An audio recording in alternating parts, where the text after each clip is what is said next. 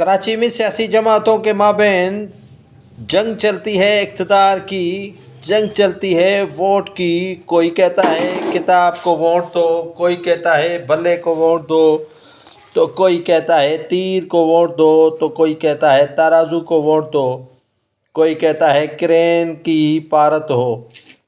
سبھی جماعتیں اپنے اپنے نصب العین اور مینوفیسٹو لے کر آتی ہیں کراچی کو بھاشن دینے کے لیے، لیکن کراچی کا بنیادی مسئلہ منشیات ہے۔ یہ کوئی نیاز ننگر خیرات نہیں بانٹ رہی، یہ منشیات کے وہ نوجوان عادی ہیں جو کراچی میں منشیات سر عام جو بانٹ رہی ہے، منشیات فروشوں کے ہاتھوں وہ لینے کے لیے پہنچ جاتے ہیں۔ ریڈی گوٹ ہو، ملیر ہو، کیاماڑی ہو، کراچی کے ہر چپے چپے پہ منشیات فروشوں کے اڈے ان سیاسی جماعتوں کو نظر نہیں آتے۔